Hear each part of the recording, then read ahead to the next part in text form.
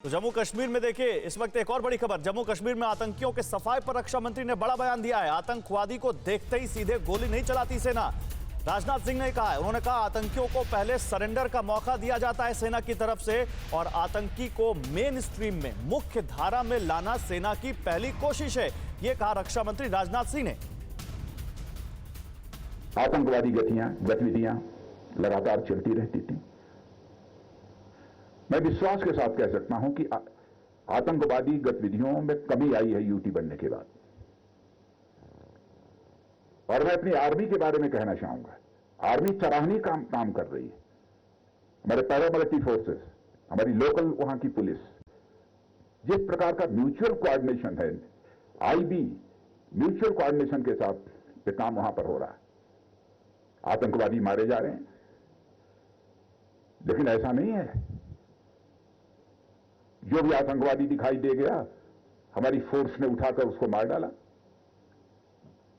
यह भी कोशिश की जाती है हमारी आर्मी के द्वारा, यदि वह सरेंडर कर सकता है और जिंदगी की मेन स्ट्रीम में आ सकता है, साथ जीवन जीना चाहता है, तो उसे अवसर दिया जाना चाहिए। और उसके दरवाजे के सामने खड़े होकर कहते हैं भाई तुम सरेंडर करो, यकीन रखो तुम्हारे ऊपर गोली नहीं चलाई जाएगी। यह हमारी आर्मी और हमारी फोर्सेस की संवेदनशीलता का इससे बड़ा उदाहरण हो कोई दूसरा नहीं हो सकता।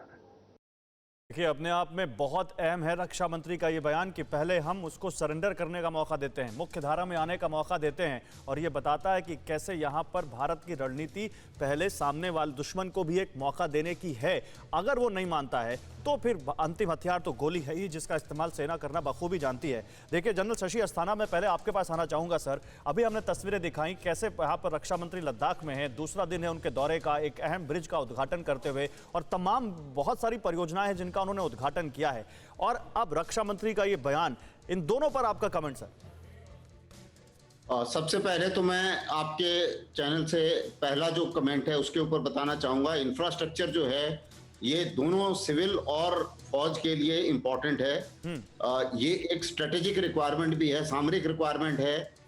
चाहे उसका फोर्स का बिल्डअप हो, बिल्डअप में तेजी की जाए, बिल्डअप लॉजिस्टिक सपोर्ट किया जाए, ये फौज की रिक्वायरमेंट है। उसी मुताबिक जैसे चीन भी अपने जो गांव हैं वो LAC के नजदीक लाने की कोशिश कर रहा है। अब हमें भी इसी किस्म के एक्शंस लेने पड़ेंगे, और उस एक्शंस में सबसे पहला एक्शन आता है यही प्रोजेक्ट, क्योंकि सड़कें सबसे अहम भूमिका निभाती हैं। अगर हम अपने लोगों को और LAC के नजदीक हम भी अपने गांव बसाना चाहते हैं, और LAC के नजदीक जो गांव के लोग हैं उनको इंक्लूसिव ग्रोथ का मौका देना चाहते हैं, उनको भारत की मेन धारा से जोड़कर उनकी प्रगति चाहते हैं, तो उसके लिए भी इसकी बहुत अहमियत है।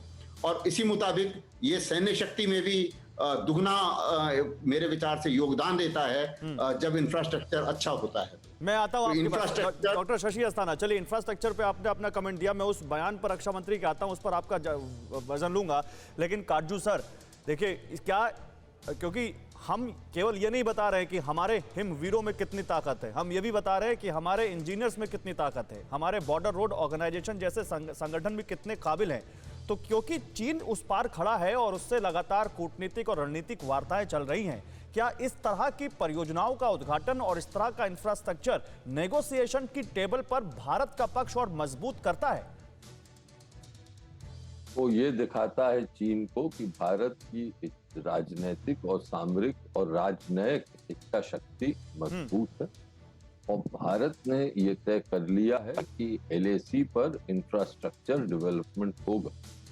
आपको याद होगा कि चीन ने हमेशा ही ये कोशिश की है कि भारत को संकेत दे कि यहाँ पर LAC पर भारत जो यथास्थिति थी, जो पहले की स्थिति थी इंफ्रास्ट्रक्चर की हैसियत से, उसको कायम रखें। चीन नहीं चाहता था कि हम अपनी इंफ्रास्ट्रक्चर बढ़ाएं, क्योंकि वो उसके सामरिक हित में।